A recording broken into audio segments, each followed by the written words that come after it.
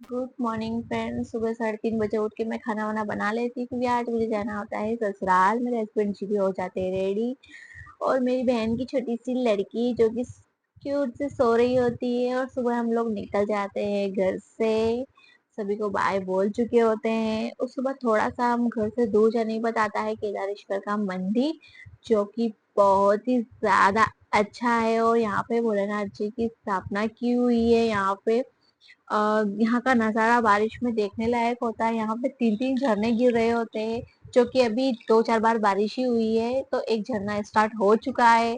उसके बाद मैं चली जाती हूँ नीचे। नीचे बिठा रखे हैं भोलेनाथ जी, क्योंकि वहां जाके हम लोग दर्शन वर्शन करके उसके बाद हम लोग निकलेंगे। ये मेरे साथ में मेरा भाई और मेरे हस्बैंड, जो कि बहुत अच्छे दोस्त भी है। और इन लोगों का भी ब्लॉग में लेना जरूरी है क्योंकि हम तीनों साथ में है ना, इसीलिए। फिर हम लोग जाते हैं नीचे, वहां हमें कोई नहीं दिखता है क्योंकि सुबह के 6:30 बज रहे हैं और हम लोग जल्दी आ गए हैं मंदिर पे। कोई बात नहीं, फिर हम लोग दर्शन करने के लिए चले जाते हैं। और नीचे से हम वहां से देखते हैं तो भोलेनाथ जी के ऊपर से झरना गिर रहा है, देखोगे तो बहुत ही अच्छा लगता है। उसके बाद हम दोनों बैठ जाने के बाद हम शुद्ध गंगा जल से उनको हम नहला देते हैं। नहलाने के बाद हम लोग हाथ जोड़ लेते हैं और अपनी मनोकामनाएं मांग लेते हैं। यहाँ पे जो भी मनोकामनाएं मांगी जाती है वो पूरी भी होती है। और उसके बाद हम लोग निकल जाते हैं। और जाते कहाँ हैं, घर जाने के लिए। मंदिर से निकल के हम लोग को जाते पेट्रोल पंप पे, क्योंकि हमें सीएनजी डलवाना होता है मगर मिलता नहीं है तो मैं थोड़ी देर सो जाती हूँ। और हमारी गाड़ी हो जाती है बंद, और ये लोग जाके फिर पेट्रोल लेके आते हैं। फिर गाड़ी को पेट्रोल डाल के चला के ले जाने के बाद हम लोग पेट्रोल पंप पे पहुंच जाते हैं। वहां जाके हम लोग पेट्रोल वगैरह डलवा के फिर निकल जाते हैं। मौसम का नजारा देखते हैं। और मौसम तो यार क्या कातिल हो रहा है ना, बारिश होने जैसा हो रहा है। और उसके बाद हम लोग थोड़ी सी दूर जाने के बाद हम लोग नाश्ता कर लेते हैं। फिर निकल जाते हैं हम लोग कहाँ पर, उल्लाई जाने के लिए। वो बहुत दूर है और हमारी हालत हो जाती है गाड़ी में बैठे बैठे खराब। फिर थोड़ी सी दूर और आगे जाते हैं, फिर सीएनजी खत्म हो जाता है। और आगे जाने के बाद बारिश का मौसम तो देखो यार। फिर क्या ही बताओ यार, हम जहाँ जहाँ गए हैं ना वहाँ वहाँ हमें बारिश ही मिली है। मतलब अच्छा है कि बारिश मिली, वरना गर्मी इतनी थी ना 2 दिन पहले। फिर क्या, हम लोग आगे निकल जाते हैं और हमें मिल जाता है तूफान, हल्का फुल्का तूफान और बारिश। और हम बारिश में ऐसा निकल रहे हैं क्योंकि आधा तो हमें दिखाई भी नहीं देता है। बेचारा ड्राइवर क्या, मेरा भाई जो गाड़ी चला रहा है उसे भी नहीं दिखता है। फिर भी हम लोग ठीक है धीरे धीरे चला लेते हैं। और उसके बाद चलाने के बाद धीरे धीरे गाड़ी आगे चलती जाती है। और हम लोग सोचते हैं कि काश कहीं गाड़ी रुक ना जाए बारिश के चक्कर में। फिर क्या, थोड़ी सी दूर आगे जाते हैं, फिर उल्लाई तरफ जाने के लिए जो रास्ता होता है गंगापुर से आगे, वहां रुक जाते हैं क्योंकि हमें चाय पीनी होती है। क्योंकि बहुत देर हो गई, सुबह चाय पी थी और मेरे हस्बैंड जी को पेट अंदर कर रहे हैं क्योंकि उनका भी पेट थोड़ा बढ़ गया है। फिर आ जाती है चाय। चाय वाय पी के हम लोग पहुंच जाते हैं उल्लाई गाँव में। और उलाई गांव में हम लोगों ने फिर ले लेते हैं नारियल अगरबत्ती और पहुंच जाते हैं मंदिर पर। ये हमारे देवी देवताओं का मंदिर है जहाँ पे हम लोग दर्शन कर लेते हैं। दर्शन करने के बाद मैं अंदर चली जाती हूँ मगर मुझे पता नहीं होता है कि यहाँ पे लेडीज से अंदर नहीं जाती। बाद में पंडित जी बोलते हैं कि बहनें अंदर नहीं जाती है। फिर क्या, कोई ना, भगवान से माफी मांग के मैं बाहर आ जाती हूँ।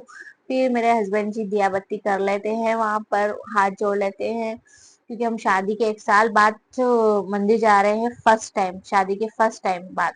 उसके बाद तो ये बता रहे थे कि मैं 12 साल बाद आ रहा हूँ, पहले मंदिर बनाओ नहीं था, अभी बहुत अच्छा बन गया है। फिर हम लोग गाँव से निकल जाते हैं।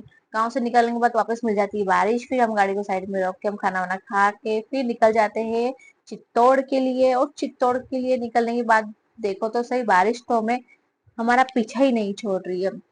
फिर हम लोग पहुंच जाते हैं चित्तौड़।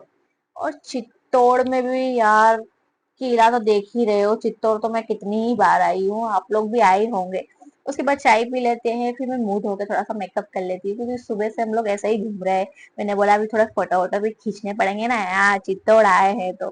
फिर हम लोग चित्तौड़ ऊपर जाने के लिए निकल जाते हैं। चित्तौड़ का किला लोग तो बहुत सारे आते हैं दूर दूर से देखने के लिए, आप लोग भी आए होंगे। तो मुझे कमेंट बॉक्स में जरूर बताना कि कौन कौन चित्तौड़ आया था। फिर उसके बाद हम लोग चित्तौड़गढ़ पहुंच ही जाते हैं और देखो रिक्शे में कितने सारे लोग जा रहे हैं, इतने सारे पूछो मत। और इस यहाँ का चढ़ाव तो बाप रे बहुत ही खतरनाक है। उसके बाद देखो मैंने खुले बाल रखे थे मगर अच्छे नहीं लग रहे थे, इसलिए मैंने छोटा सा क्लेचर लगा लिया क्योंकि अभी यार बारिश और हवा हवा चल रही थी, फिर मैं ऐसी भूतनी जैसे दिखती थी, इसलिए मैंने बाल कर लिया। उसके बाद हम लोग को जाते हैं मंदिर, नारियल वारियल लेके उसके बाद मंदिर में दर्शन कर लेते हैं।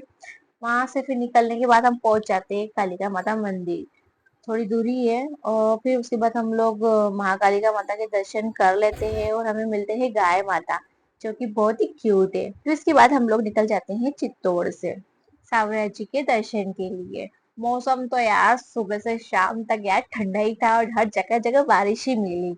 उसके बाद हम पहुंच जाते हैं पेट्रोल पंप पे क्योंकि सीएनजी भरवाना, सीएनजी भरवाने के बाद हम निकल जाते हैं चित्तौड़ से सावरा जी के लिए। वहाँ चित्तौड़ से सावरा जी सिर्फ 15 किलोमीटर की दूरी पर ही है।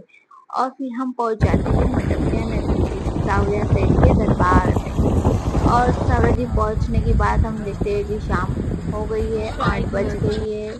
और उसके बाद हम लोग गाड़ी को पार्किंग में खड़ा करके निकल जाते हैं मंदिर पर दर्शन करने के लिए।